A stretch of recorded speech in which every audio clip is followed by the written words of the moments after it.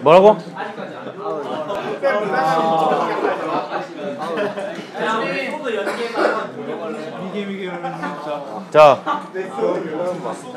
자, 지난 시간에 그 유체 속의 압력과 부력에 관해서 얘기를 했는데요. 이 부력과 관련해서 한 가지 퀴즈를 좀 풀어보고 시작하도록 하겠습니다. 여기 여러분 그 경험적으로 답은 알고 있을 수도 있는데요. 이게 가득 찬 얼음물이 있어요. 얼음물. 예, 안 넘치죠. 아, 벌써 답을 얘기하네요. 녹아도 안 넘치죠. 예, 녹아도. 근데 이걸 정확하게 설명해라고 하면 잘 못합니다. 생각보다.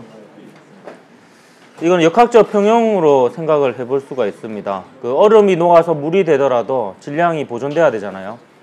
근데 이 상태에서 역학적 평형을 보면 중력과 부력이 평형을 이루고 있는 이 상황입니다. 근데 중력은 요 얼음 전체의 무게가 중력이죠. 중력이고, 부력은 요 잠긴 부피만큼 물의 무게가 부력이 됩니다. 근데 그 역학적 평형을 보면은 요 잠긴 부피만큼의 물의 무게에 해당하는 부력과 그 얼음 전체의 무게가 같죠? 이게 역학적 평형이잖아요. 지금 중력과 부력이 같다라는 게. 그렇기 때문에 요만큼의 얼음이 녹으면 요만큼의 물이 된다라고 볼 수가 있습니다. 그래서 이만큼의 얼음이 녹으면 요 빨간색으로 색칠한 만큼의 물이 되니까 얘가 녹더라도 넘치지가 않는 거죠. 이렇게 뭐 설명을 할 수가 있습니다. 그 또 다른 퀴즈가 있는데요. 제가 대학교 때 그 교양 컴퓨터 시간에 발표를 했던 퀴즈인 것 같아요. 대부분 틀렸는데요. 선생님 만드신 거예요? 제가 만든 건 아니고 어떤 책에서 본 겁니다. 몇 가지 퀴즈, 물리적 퀴즈를 냈었는데 그 한 개가 지난 시간에 했던 것 같은데 그 슈퍼맨의 빨대 있죠. 예, 그거하고 그다음에 또 하나가 뭐냐면 여기 수조가 있는데요. 수조에 배가 띄워져 있습니다. 배가 띄워져 있고 큰 수조네요. 예, 큰 수조죠. 여기 사람이 타 있고요. 요 안에 농구공하고 이 볼링공이 있습니다. 볼링공은 물에 깔아놓고 농구공은 물에 뜨는 성질이 있죠. 여기서 이제 원래 오리지널 퀴즈 버전은 돌을 집어 던지는 거예요. 요 배 밖으로. 그러면 요 수면의 높이 있죠. 이 바닥으로부터 수면까지의 높이. 이 높이가 올라갈까 내려갈까 그대로일까라는 문제예요. 안에 있던 큰 돌을 이렇게 배 밖으로 던져서 물속에 넣으면 그대로일 것 같아요. 올라갈 것 같아요. 네, 내려갈 것 같아요. 조금 눈치 빠른 학생들은 이제 문제 있는 그림을 보죠. 그림을 보면 네, 내려가죠. 그림 보세요. 요게 딱 그 문제거든요. 그 출제자가 요걸 모티브로 만들었는지 모르겠지만 요 B가 이 물의 밀도보다 커요. 밀도가. 그러니까 무거운 녀석이죠. 얘를 이제 배 밖으로 던진 상황이죠. 수면이 내려갑니다. 신기하게도. 이게 이제 왜 내려갈까라는 것은 이 문제를 풀어보면 이해를 할 수가 있습니다. 물높이요, 물높이. 이 문제를 풀어보고 마저 설명을 하죠. 농구공을 던졌을 때는 또 어떻게 될 것이냐라는 거는 이 문제를 풀고 나서 한번 생각을 해봅시다. 자, 요게 이제 그 문제라 볼 수 있습니다. 그림가는 물체 B가 올려진 물체 A가 빗면적이 S인 원통형 수조 안에 물에 떠서 정지해 있는 모습을 나타낸 것입니다. 좀 전에 예로 치면 A가 배고 B가 볼링공입니다. 그림 나는 가에서 요 B가 A에서 떨어져 가라앉은 후 두 물체가 정지해 있는 모습을 나타낸 것입니다. 물과 B의 밀도는 각각 로, 2로이고요. B의 부피는 V예요. 이 B의 밀도가 물의 밀도보다 크니까 깔아앉는 거죠. 이때 가와 나의 물의 깊이를 각각 H1, H2라고 할 때 깊이의 차 H1-H2는 이렇게 물어본 문제입니다. 물론 지금 이제 제가 풀이할 방법은요, 사실 조금 머리를 쓴 방식인데요. 제가 처음에 풀 때는 이렇게 안 풀었습니다. 근데 제가 수업을 풀이를 해주니까 어떤 학생이 이 풀이 방법을 제안을 해서 그걸 이제 소개해 주는 겁니다. 그 풀이 방식이 되게 좋은 것 같아요. 그 학생이 소개한 방식을 알려줄게요. 자, 여기서 보면 요 부피를 한번 주목을 해 보도록 합시다. 자, 초록색으로 박스 친 부피요. 요 초록색으로 박스 친 부피를 보면요, 요 안에는 어떤 부피가 포함되어 있냐면 요 물의 부피가 있고요. 그 다음에 잠긴 부피가 있죠. 그래서 이 잠긴 부피만큼의 요 물의 무게가 AB 전체의 무게에 해당이 됩니다. 이해됐습니까? AB 전체의 중력과 좀 부력이 평형을 이루고 있는 상황이잖아요. 그러면 요 제가 파란색으로 표시해 볼게요. 요 파란색, 즉 잠긴 부피를요, 두 부분으로 나눌 수가 있습니다. A에 의해서 잠겨진 부피만큼이 있을 거고 B에 의해서 잠겨진 부피가 있을 거예요. 요게 이제 핵심 아이디어입니다. A에 의해서 잠겨진 부피가 있고 B에 의해서 잠겨진 부피가 있습니다. 그래서 얘가 나와가지고 빠지기 전에 한 단계를 더 생각하는 거예요. 한 단계를. 그래서 이렇게 수면이 있고요. 그 다음에 A가 이렇게 있고 B가 이제 A 밖으로 빠져나왔는데 물속으로 들어가기 직전, 이렇게 생각을 해봅시다.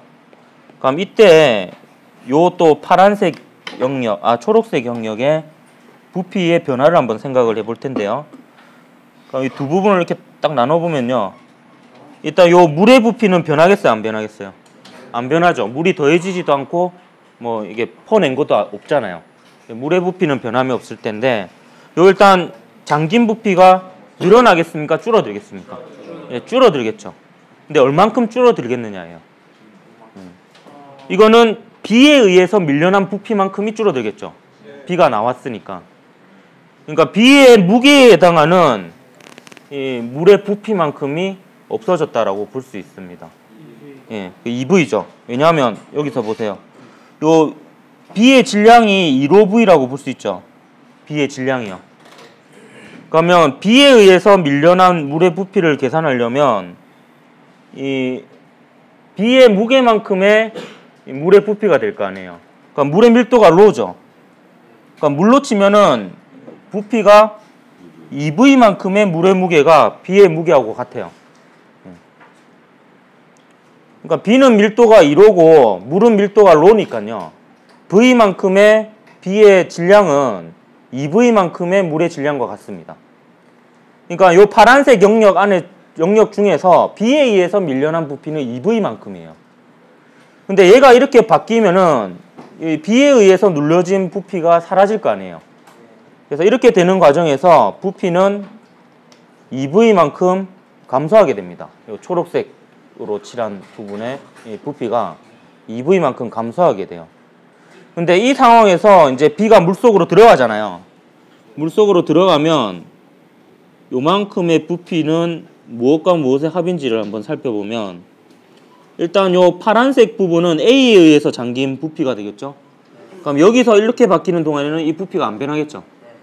안 변하는데 지금 물의 부피도 또 안 변할 거고요. 근데 추가된 부피가 B 자체가 자신의 부피만큼 차지하고 있잖아요. 근데 얘가 얼마만큼 차지해요? 얘의 부피는 V입니다. B의 부피는. 그래서 V만큼 차지해요. 그럼 여기서 이렇게 바뀌는 동안에는 부피가 얼마만큼 변하냐 하면 V만큼 늘어나게 됩니다. 그럼 최종적으로 2V만큼 감소했다가 V만큼 늘어나니까 최종적으로는 어떻게 돼요? V만큼 감소하게 되는 거예요. 그러니까 요 부피와 요 부피를 빼면 V가 되는 겁니다. 그래서 요 부피는 SH1이죠. 그 다음에 나의 부피는 SH2고요. 요게 V입니다. 식이 엄청 간단해졌죠. 예, 그렇게 해서 요 V는 H1 빼기 H2는 S분의 V가 되어서 3번이 답이었던 문제입니다. 근데 저는 실제로 어떻게 푸느냐면 이렇게 멋있게 못 풀었고요. 저는 역학적 평형을 이용을 했어요. 일단 모르는 걸 변수로 몇 개 뒀어야 했는데요. 요 풀이는 이제 풀이 방향만 알려주고 풀이 과정은 여러분 좀 그 인터넷에 있는 풀이를 참고를 하십시오. 저는 딱 보고요. 그냥 요 상태에서 역학적 평형식과 요 A의 역학적 평형식을 썼습니다. 썼고 그 다음에 H1 빼기 H2를 구해라고 했으니까 그거와 관련된 이 식을 생각해 보았는데요. 일단 SH1이 물의 부피와 요 파란색 부분의 부피의 합이라는 것을 착안을 해서 물의 부피를 V물이라고 뒀고요. 이 부분에 이 상태에서 잠긴 부피를 V1이라고 뒀습니다. 그럼 이게 두 개 더하면은 SH1이 되죠. 그 다음에 SH2는 요 B의 부피는 V라고 나와 있습니다. 문제에 B의 부피는 물의 부피는 변함이 없겠죠. 이때 잠긴 부피를 V2라고 뒀어요. 그래서 요 세 개를 더한 게 SH2라는 식이 하나 나옵니다. 그리고 요 값들을 이용해서 이 상태에서의 역학적 평형과 요 상태에서 역학적 평형식을 썼어요. 총 식이 4개가 됩니다. 이거를 이제 연립을 하다 보면 H1 빼기 H2가 나왔어요. 신기하게도 V1, V2 이런 것들이 다 날아갑니다. 계산을 해보면. 이 과정에서 또 변수를 하나 더 둬야 되는데 A의 무게가 안 나와 있거든요. 그래서 A의 무게를 뭐 MH라고 두든지 혹은 아예 전체를 그냥 WA라고 두든지 이렇게 하고 풀면 돼요. 이렇게 해서. 그래서 여러분이 그 생각보다 이제 두 가지 풀이 방식을 다 한번 해보십시오. 왜냐하면 오히려 긴장된 상황에서는 이렇게 좋은 아이디어가 생각보다 안 나올 수가 있어요. 이게 어째 보면 멋있게 푸는 과정이죠. 이런 거보다 그냥 어째 보면은 기계적으로 역학적 평형, 그다음 문제 조건 딱딱 써가지고 푸는 게 더 빠르게 풀릴지도 모릅니다. 그래서 두 가지 다 한번 해보도록 하고요. 그래서 요게 딱 볼링공을 던지는 거라고 볼 수 있죠. 그래서 정리를 하자면 이렇게 됩니다. 여기 가볼까요? 볼링공을 던지면요. 이렇게 생각하면 돼요. 볼링공이 배 위에 있을 때랑 물 속에 있을 때 이제 요 부분을 차지하는 부피가 얼마냐를 생각을 해보면 돼요. 요 부분을 차지하는 부피가. 배 안에 있을 때는 자신의 부피보다 더 많은 부피의 물을 밀어내죠. 그죠? 근데 물속으로 들어가면 딱 자신의 부피만큼을 밀어냅니다. 그렇기 때문에 배 위에 있을 때가 더 많이 밀어낸 상태죠. 그렇기 때문에 배 위에 있을 때가 요 초록색 영역 안에서 차지하는 부피가 더 많아집니다. 그러면 여기에 착안해서 여러분 농구공을 던졌을 때 농구공은 물에 뜹니다. 농구공을 배 밖으로 던지면은 수면의 높이가 올라갈까요? 내려갈까요? 그대로일까요? 예, 그대로가 됩니다. 바로 답이 나온 사람은 방금 그 과정을 잘 이해한 거예요. 왜냐하면 농구공이 배 안에 있으나 배 밖에 있으나 농구공이 밀어낸 물의 부피는 똑같습니다. 왜냐하면 배 안에 있을 때도 농구공은 떠 있고요. 배 밖에 있을 때도 농구공은 떠 있습니다.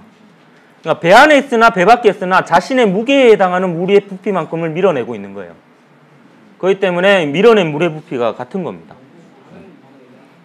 그러니까 물보다 밀도가 큰 녀석을 집어넣으면 수면이 내려가고 물보다 밀도가 작은 녀석을 배 밖으로 던지면 수면의 변화가 없습니다. 요거 나중에 한번 혼자서 다시 한번 복습하면서 생각을 해보도록 하십시오. 그리고 바로 작년 수능 문제죠. 2015년 11월에 있었던 이 부력 문제를 한번 풀어보도록 하겠습니다. 자, 그림 가는 얼음이 물에 떠서 정지해 있는 모습을 나는 가의 얼음 위에 곰이 올라가 얼음이 물에 떠서 정지해 있는 모습을 나타낸 것입니다. 가와 나에서 수면 위로 나온 얼음의 부피는 각각 V 그리고 0.7V이고요. 물과 얼음의 밀도는 로와 0.9로입니다. 이 문제 보더니 어떤 반에서는 선생님 이거 지구온난화 문제 아니에요? 이라던데요. 뭐 그렇죠. 글쎄요. 예, 이에 대한 설명을 옳은 것을 모두 골라라 했는데 자 한번 봅시다. 지금 조건에 나와 있는 걸 보면 여기 요 부피가 뭐냐 하면 그 수면 위로 나온 얼음의 부피입니다. 그래서 얘는 지금 V가 나와 있는 거고 0.7V가 나와 있으니까 가 상태에서 곰이 올라갔을 때 0.3V만큼 더 잠긴 거예요. 이런 상황입니다. 일단 물어보는 거 볼까요? 얼음의 부피를 물어봤는데요. 얼음의 부피가 여기 안 나와 있으니까 변수를 두죠. V 얼음이라고 두겠습니다. 얼음의 부피를. 그럼 얼음의 부피를 어떻게 구할까? 그럼 고등학교 문제가 대략 이렇습니다. 딱 보면 써야 될 게 바로 보여요. 얘가 지금 역학적 평형을 이루고 있잖아요. 그럼 역학적 평형식을 쓰면 문제가 풀리게끔 되어 있습니다. 보면 여기에 작용하는 힘은 두 가지죠. 중력이 있고 부력이 있겠죠. 그래서 중력과 부력이 같다라는 식을 쓰면 됩니다. 그럼 아랫방향으로 중력부터 써볼까요? 중력은 얼음의 질량 곱하기 중력 가속도 하면 되죠. 그럼 얼음의 질량은 얼음의 밀도 곱하기 얼음의 부피 하면 됩니다. 얼음의 밀도가 0.9로고요. 얼음의 부피는 우리가 V 얼음이라고 뒀죠. 요게 중력입니다. 아니죠.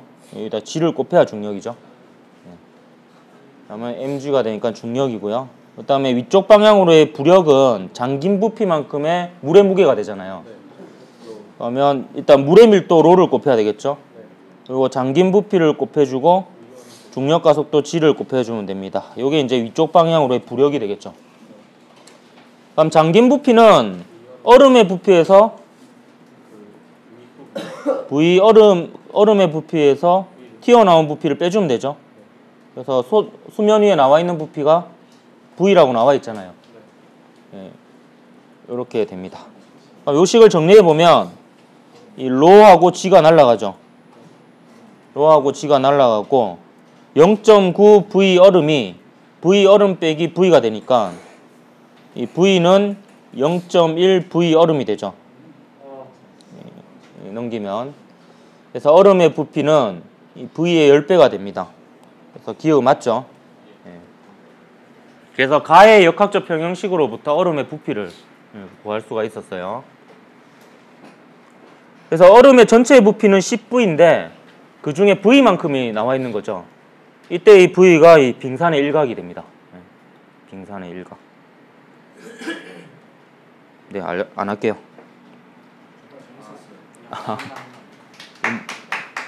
저도 헷갈리네요. 이게 농담인지 농담이 아닌지. 뭔가 이 박수가 짠하네요. 뭔가 이 측은지심이 담겨 있는 것 같습니다. 되게 안쓰러운 박수 소리였어요. 일어나라. 아, 앉아라고 해야 됩니까?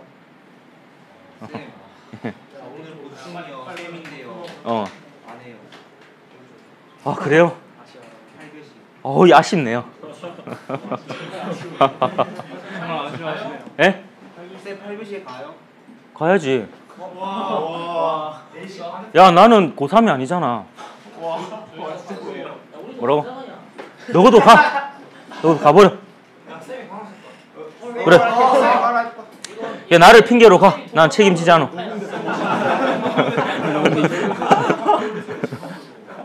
아, 이거 올리면 안 되겠다. 아, 헷갈리면 안 되는데. 자, 이거 봅시다. 뭐 하다 말았노? 아, 니은하다, 빙산의 일각 하다 말았죠. 예, 빙산의 일각. 자, 여기서 이제 곰의 질량을 물어봤는데요. 이제 곰은 나에 나타나니까 나의 상태에서 우리 찾아봐야 되겠죠. 근데 여기서 지금 얼음이 9V만큼 잠겨 있는데요. 지금 얘가 이 상태로 바뀌면서 추가로 잠긴 부피가 있죠. 얼마만큼 추가로 잠깁니까? 0.3V만큼 추가로 잠깁니다. 그러면 0.3V만큼 추가로 잠긴 이유는 곰 때문이잖아요. 그러니까 곰의 무게에 의해서 밀려난 물의 부피입니다. 그렇기 때문에 이 0.3V만큼의 물의 무게는 바로 곰의 무게가 되는 거예요. 요게 이제 여러분 아까 앞선 문제의 아이디어랑 비슷하죠. 곰의 무게만큼 밀려났다 이렇게 생각을 해볼 수 있습니다. 그래서 곰의 질량은 0.3V만큼의 물의 질량이니까 물의 밀도 곱하기 0.3V를 한 거와 같다 이렇게 볼 수가 있는 겁니다. 그래서 니은이 맞는 겁니다. 이렇게 구할 수가 있어요. 그래서 이 아이디어가 상당히 좀 잘 쓰입니다. 부력 문제에서. 예. 그러니까 잠긴 부피를요 2개로 나누는 거예요. 지금 여기에 작용하는 전체 힘을 보면요, 이 곰하고 얼음의 중력이 있을 거 아니에요. 곰과 얼음의 중력 혹은 곰과 얼음의 무게라고 볼 수 있겠죠. 이것과 부력의 크기가 같습니다. 곰과 얼음의 전체 무게와 부력의 크기가 같은데, 부력은 잠긴 부피만큼의 물의 무게잖아요. 근데 그 잠긴 부피를 두 부분으로 나눌 수가 있다는 거예요. 얼음에 의해서 잠긴 부피와 곰에 의해서 잠긴 부피로 나누는 거예요. 얼음에 의해서 잠긴 부피만큼의 물의 무게는 얼음의 무게와 같고, 곰에 의해서 잠긴 부피만큼의 물의 무게는 곰의 무게와 같다, 이렇게 볼 수가 있는 겁니다. 그래서 이제 추가로 잠긴 부피만큼의 물의 무게가 곰의 무게가 되는 거죠. 이런 논리 전개입니다. 이게 이제 어려운 부력 문제에서 복잡한 상황을 좀 간단하게 만들 수 있는 이 방식이기 때문에 좀 기억을 해두면 좋겠고요. 다음 디귿을 보면 나에서 얼음에 작용하는 부력의 크기는 곰이 얼음에 작용하는 힘의 크기와 같다 했는데 힘이 하나 빠졌죠. 얼음만 놓고 보면 얼음에 작용하는 중력과 얼음에 작용하는 부력과 곰이 얼음을 누르는 힘, 요 세 힘이 평형을 이루고 있는 거잖아요. 그렇기 때문에 얼음에 작용하는 중력이 빠졌습니다. 그래서 얼음에 작용하는 부력의 크기는 곰이 얼음을 누르는 힘과 그 다음에 중력의 합과 같습니다. 그렇기 때문에 디귿은 틀렸어요. 그래서 기니에서 4번이 답이었던 문제입니다. 예. 이 앞에 문제에서 이제 예. 중앙 과정은 왜 만든 거예요? 중간 과정은 이게 좀 설명하기 위해서 한 단계 거쳐서 했는데, 여기서 여기로 가는 과정이 바로 스르륵 이렇게 되면은 굳이 뭐 이렇게 할 필요 없고요. 좀 설명을 하기 위해서 중간 과정을, 원래 사실은 머릿속으로 상상하는 과정인데요, 그림을 그린 겁니다. 자, 이렇게 해서 부력을 마치고요. 그 76페이지에 넘어가서 이 파스칼 법칙, 연속 반전식, 베르누이 법칙을 보겠습니다. 이쯤에서 이제 제가 힘들 것 같아가지고요. 동영상을 하나 준비했어요. 제가 쉬는 시간이죠. 파스칼의 법칙에 대한 영상을 하나 보고 갑시다. 2분 정도 됩니다.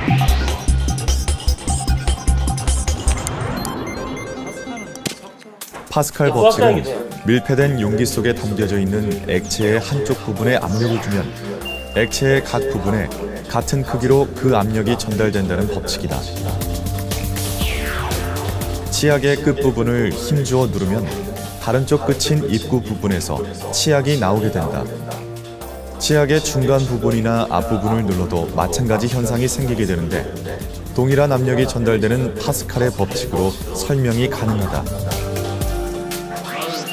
1653년 파스칼은 밀폐된 공간에 담긴 유체의 한 부분에 가해지는 압력은 유체의 모든 부분에 똑같이 전달된다는 것을 주장하였다. 즉, 관의 단면적이 작은 부분을 작은 힘으로 밀어도 반대편 큰 부분에서는 큰 힘이 생기게 되는데, 이 압력을 이용하여 작은 힘으로 큰 힘의 효과를 얻는 것이다. 파스칼 법칙을 이용하면 유체에서의 지렛대인 유압 지렛대를 만들 수 있다. 유압 지렛대는 작은 힘으로 큰 힘을 발생시켜 힘의 이득을 얻을 수 있는 장치이다. 단면적이 작은 왼쪽 피스톤에 작은 힘을 가하면 파스칼의 법칙에 의해 같은 크기의 압력이 유체 모든 부분에 가해져 오른쪽 피스톤까지 전달이 된다. 그러므로 단면적에 비례하는 큰 힘이 물체에 작용하여 작은 힘을 사용하더라도 단면적이 큰 피스톤에 놓여있는 무거운 물체를 들어올릴 수 있게 되는 것이다. 파스칼 법칙은 유체에서 작은 힘으로 큰 힘의 효과를 가져올 수 있는 힘의 증폭과 관계된 물리 법칙이다.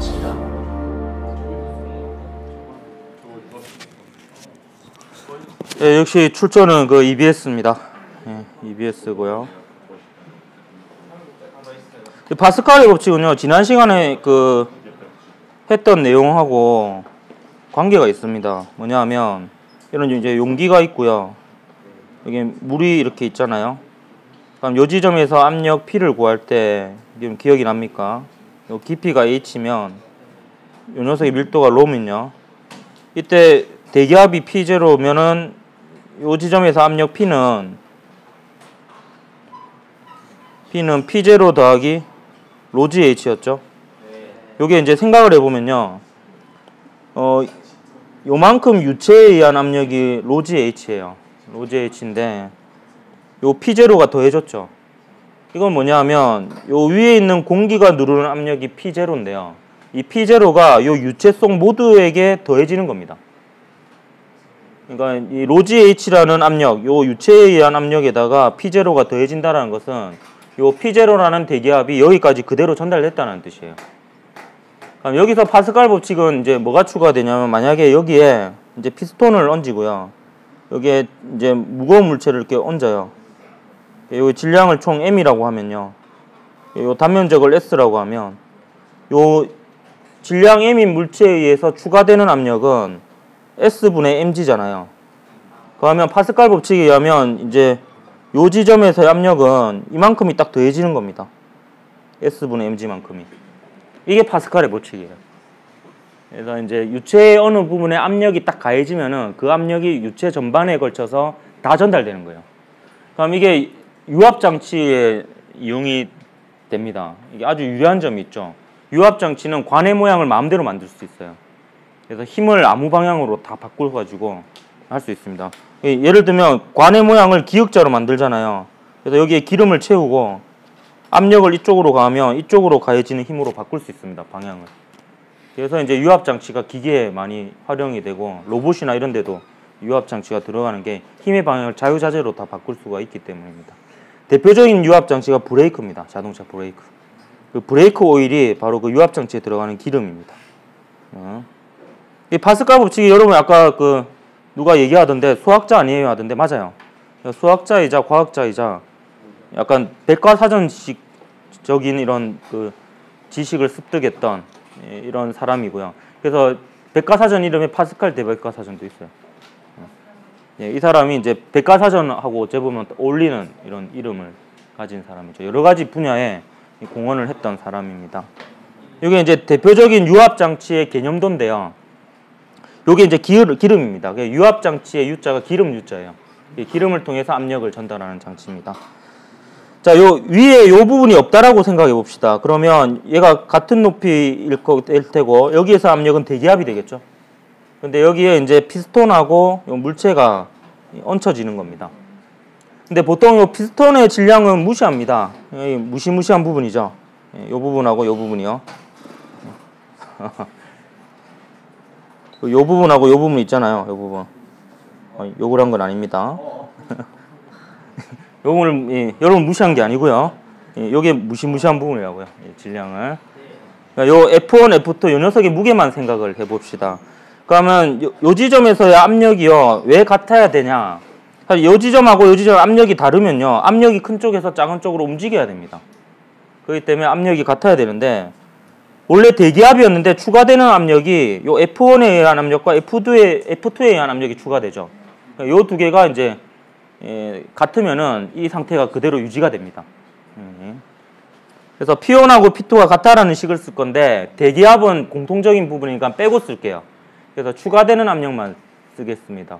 그러면 추가되는 압력이 A1분의 F1이 이 부분에서 추가되는 압력이고요. 요거는 뭐와 같냐 하면 A2분의 F2와 같습니다. 이게 이제 파스칼의 법칙이라고 볼 수가 있겠고요. 결국에는 A2를 키우면 F2를 키울 수 있습니다. 그래서 여기에 자동차를 얹히고 여기에 힘을 가하면 이제 큰 힘을 얻어낼 수가 있는 거죠. 근데 이게 지뢰의 원리와 유사한 건 뭐냐 하면 힘의 이득은 이렇게 얻을 수 있지만 에너지적인 이득은 없습니다.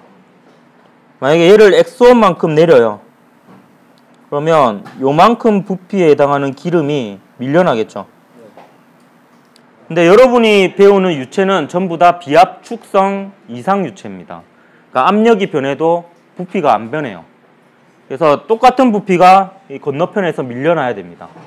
근데 이쪽은 단면적이 크니까 밀려난 부피가 같으려면 이게 이동한 거리는 더 짧아야 됩니다.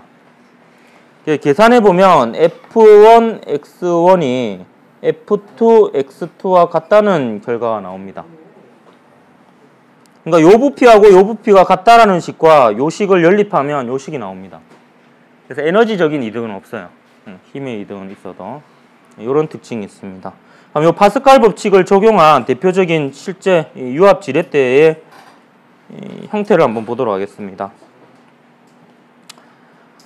요 일단 구조를 설명할게요. 요 시커먼 부분 있죠? 요게 딱 그 기름 색깔이죠? 이게 기름이고요. 그 다음에 요 모양 있죠? 요 모양. 여기 또 무시무시한 모양입니다. 요 모양 있잖아요. 질량을 무시하고요. 예? 예, 여기 요 B의 그 피스톤 면적이 6S고요. 요 A의 피스톤 면적이 S입니다. 그 시커멓고 프린트가 잘 안 됐네요. 예, 요 B 부분이 단면적이 6S고요. 요 A 부분의 단면적이 S입니다. 그리고 요 피스톤하고 요 봉 부분의 질량은 무시합니다. 예, 무시하고 요 추의 무게가 W예요. 추의 무게가. 그렇기 때문에 요 B에 가해지는 힘이 W가 가해집니다. 그 요 F1은 뭐냐면 요 피스톤 A가 요 막대기를 위로 미는 힘이고요. 그럼 그에 대한 반작용으로 막대기는 피스톤 A를 아래로 밀겠죠. 예, 그래서 이렇게 F1을 주고받습니다. 피스톤 A와 막대기 사이에요. 그리고 사람은 이렇게 힘 F를 가하고요. 얘가 이제 들릴랑 말랑 이런 상황이라고 합시다. 평형을 이루고 있는, 버티고 있는 상황입니다. 이렇게 잡고. 그럼 이제 평형식을 쓸 수 있는데요. 요 지렛대가 평형을 이룹니다. 여기가 회전 중심이고요. 그럼 얘를 회전 중심으로 해서 요 F1만 작용한다라고 하면 요 막대기가 이렇게 돌아가겠죠. 얘가. 그럼 F1은 어느 방향의 돌림힘이 되겠습니까? 예, 반시계 방향의 돌림힘이 되겠고요.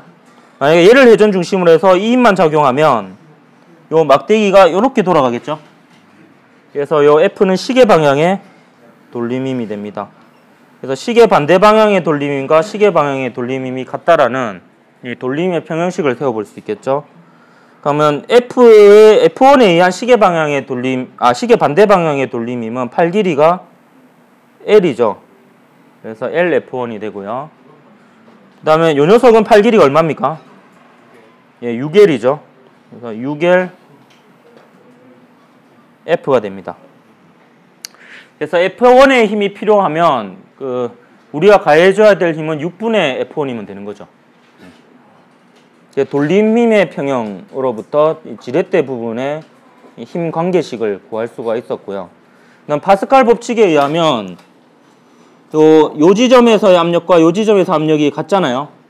예. 물론 여기에는 지금 대기하고 노출이 되어 있기 때문에 대기압에 의한 영향도 있지만 그건 똑같을 거고요. 대기압 위에 추가되는 압력만 생각해 봅시다. 그러면 요 무게 W에 의해서 추가가 되는 압력하고 요 F1에 의해서 추가되는 압력이 같겠죠. 그래서 파스칼의 법칙을 써보면 식이 이렇게 됩니다. 6S분의 W는 S분의 F1이 되는 거죠. F1이. 그러면 이제 요 식으로부터 F1은 6분의 W가 되죠. 6분의 W가 되고 요 식에서 보면 F는 6분의 1 F1이 됩니다. 그러면 요 F1 대신에 6분의 W를 집어넣어봐요. 예. 그럼 F는 얼마가 됩니까? F는 36분의 W가 됩니다. 그러니까 추의 무게의 36분의 1이면 얘를 버틸 수가 있는 거고요. 근데 문제는 얘를 1cm 들어 올리려면 36cm 눌러야 됩니다. 대신에 이제 힘의 이득은 확실하게 얻을 수가 있는 거죠. 요게 이제 유압 장치고요. 브레이크 같은 경우에는 요 부분이 이제 발로 브레이크를 밟는 부분이면 요 부분이 이제 브레이크가 바퀴를 잡는 부분이 됩니다. 이렇게 해서 이제 꽉 잡을 수가 있는 거죠. 어차피 요 부분은 조금만 움직여도 되잖아요. 그렇게 됩니다. 자, 이렇게 해서 파스칼의 법칙을 한번 살펴봤고요. 그다음에 연속 방정식에 대해서 좀 얘기를 해보도록 하겠습니다. 연속 방정식은요, 여러분 요런 겁니다. 요게 지금 유체인데요. 유체인데 얘가 이렇게 흘러갑니다. 그래서 0초일 때 위치가 여기였다고 합시다. 여기였는데 얘가 t초 지나 델타 t만큼 지난 이후에 요만큼 이제 이동했어요. 얘가. 그래서 이때 이동하는데 걸리는 시간이 델타 t라고 합시다. 그래서 빨간색 상태에서 파란색 상태로 이동하는데 걸리는 시간이 델타 t인데요. 근데 얘가 이만큼 이동하는 동안에 얘는 이만큼밖에 이동을 못해요. 왜냐하면 똑같은 부피만큼 이동해야 되기 때문입니다. 그러니까 요 부피하고 요 부피가 같아야 돼요. 질량이 보존돼야 되니까 같아야 됩니다. 예. 그래서 요 밀도가 똑같으니까 밀도 곱하기 부피가 같아야 되죠. 그래서 요 부피와 요 부피가 같다라는 식을 쓴 게 요 식이에요. 그래서 단면적 곱하기 길이, 단면적 곱하기 길이 한 게 A1 델타 X1은 A2 델타 X2가 됩니다. 근데 여기다가 이제 약간의 조작을 하는 거죠. 델타 T분의 1을 곱해줍니다. 그러면 델타 T분의 델타 X1은 요 지점에서의 유체의 빠르기가 됩니다. 그리고 델타 T분의 델타 X2는 요 지점에서의 유체의 빠르기가 돼요. 그래서 최종적으로 식이 어떻게 되냐면 A1 V1은 A2 V2가 됩니다. 요거를 뭐 부피 흐름률이라고도 해요. 시간에 따른 부피의 변화량이죠. 요 부피 자체가 부피의 변화량이죠. 델타 t 동안에. 델타 t분의 델타 v입니다. 그러니까 시간분의 부피의 변화량이 단면적 곱하기 속도가 됩니다. 그래서 요거를 여러분이 좀 식을 기억해야 되겠습니다. 베르누이 법칙과 관련된 문제에서 자주 이용이 되거든요. 그래서 단면적 곱하기 속력은 일정하다라는 거 여러분 하나 기억을 하도록 하고요. 질량 보존의 법칙이라고 보면 되겠습니다. 넘어갈게요. 이제 마지막으로 베르누이 법칙을 한번 유도해보고 마칠 건데요. 요 아이디어는 뭐냐면 여러분 이 식입니다. 여러분 2단원에 배웠던 식인데요. 기억이 납니까? 요 일은 운동에너지의 변화와 같습니다. 근데 지금 요 상황은 어떤 상황이냐면 요게 이제 역시 유체인데요. 유체가 요 위치에 있다가 이제 요 위치로 밀려나요. 근데 이렇게 밀려나려면요. 여기서 밀어주는 압력이 여기서 왼쪽으로 밀어준 압력보다 커야 됩니다. 그러면 이제 밀려서 올라가겠죠. 그래서 요 압력들이 일을 해요. 요 P1은요. 지금 얘가 오른쪽으로 둘 다 이동하죠. P1의 방향과 이동 방향은 같기 때문에 P1은 양의 일을 하고요.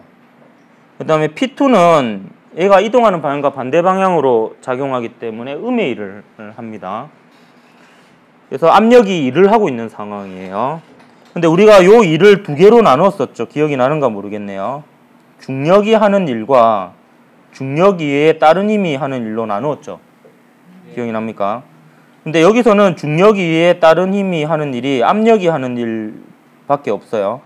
마찰이나 이런 게 없기 때문에. 그래서 이 상황에서는 이렇게 나눌 수가 있고요. 중력이 한 일은 뭐와 같다고 했습니까? 중력 포텐셜 에너지 변화량의 마이너스와 같다 했죠. 최종적으로 베르누이 법칙은 바로 이 식입니다. 유체에 가해지는 압력이 한 일은 역학적 에너지 변화와 같다라는 식이 베르누이 법칙입니다. 이 식을 한번 써볼 겁니다. 요게 유도 과정은요, 여러분 한번 보고 이해하고 그냥 넘어가면 되겠습니다. 간혹 가다가 이렇게 유도 과정에 빈칸 채우기 정도로 나올 수 있기 때문에 이해를 해두면 나중에 유도를 할 수 있을 거예요. 근데 이거 하기 전에 압력이 한 일이 무엇인지를 좀 대략적으로 설명을 할게요. 그리고 압력은요, 여러분 그 면적분의 힘이죠. 그죠? 그 부피는요, 요 식으로, 요 상황으로 보면 면적 곱하기 거리입니다. 그래서 AX라고 표현할게요. 그럼 요 둘을 곱해보세요.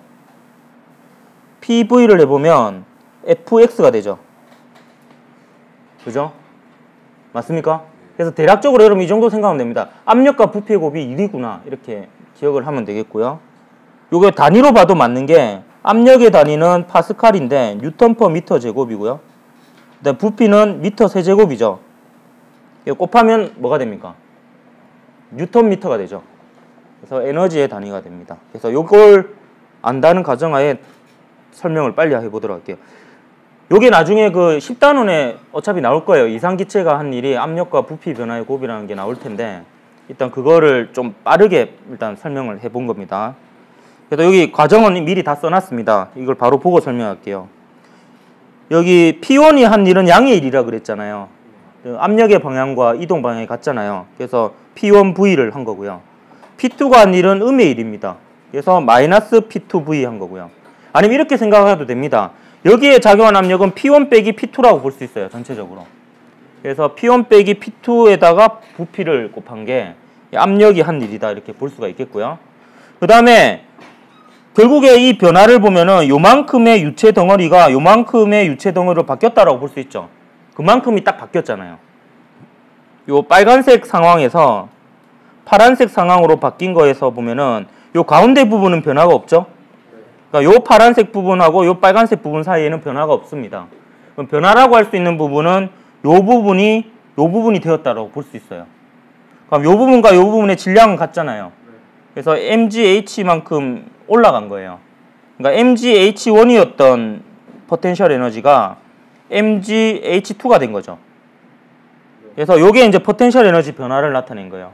mgH2 빼기 mgH1인데 질량 m 대신에 밀도 곱하기 부피로 표현한 겁니다. 요 V는 바로 요 부분의 부피이자 요 부분의 부피입니다. 이해됐습니까? 그 다음에 운동 에너지는 얼마만큼 변했어요? 딱 요만큼은 안 변하잖아요, 지금 상태가. 근데 요만큼의 유체가 요만큼의 유체로 바뀐 거잖아요. 그러니까 나중 운동 에너지가 요 녀석의 운동 에너지고 처음 운동 에너지가 요 녀석의 운동 에너지라고 볼 수 있습니다. 그래서 2분의 1m V2의 제곱 빼기 2분의 1m의 V1의 제곱 한 거예요. 역시 여기도 질량 m 대신에 밀도 곱하기 부피로 질량 m을 대신한 겁니다. 그럼 이렇게 하면요, 공통적으로 날아가는 문자가 하나 생기죠. 뭐가 날아갑니까? 예, V가 날아갑니다. V는 사실 임의로 우리가 잡은 거잖아요. V만큼 임의로 변했을 때 있잖아요. 그럼 이거를 이제 정리를 하면요, 첨자가 1이 붙은 거는 1이 붙은 끼리 모으고 첨자가 2로 붙어 있는 것은 2끼리 묶어가지고 정리를 하면 이 베르누이 법칙식이 됩니다. 이제 정리를 해볼게요. P1 더하기 로지 H1 더하기 2분의 1 로 V1의 제곱은 P2 더하기 로지 H2 더하기 2분의 1 로 V2의 제곱 이렇게 됩니다. 이 식을 여러분 좀 복잡해 보이지만 외워야 됩니다.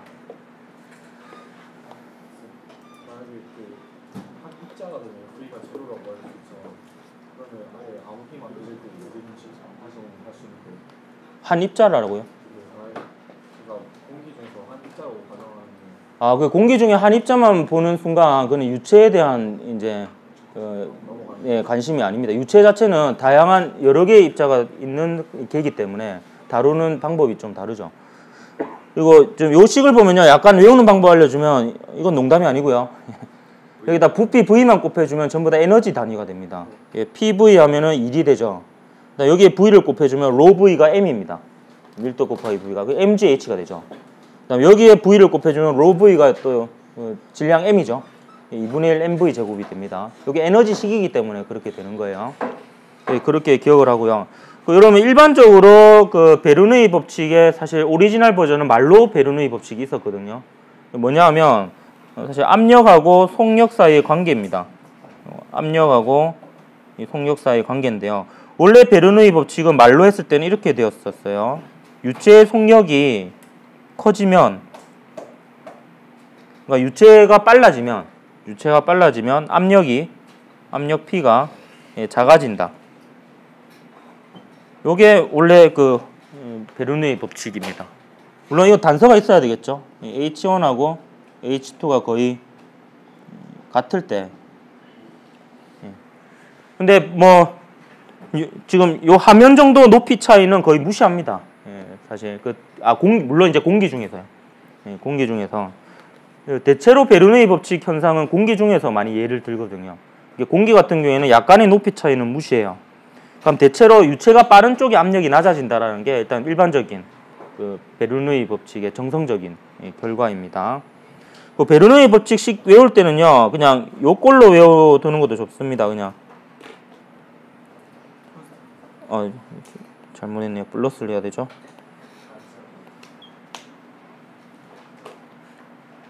요게 뭐 일정하다. 뭐 요렇게 뭐 기억을 해도 됩니다. 예, 이렇게 해서 마치고요. 다음 시간에 베르누이 법칙의 응용과 관련된 문제들을 좀 풀어보고 마치도록 하겠습니다. 예, 수고했습니다.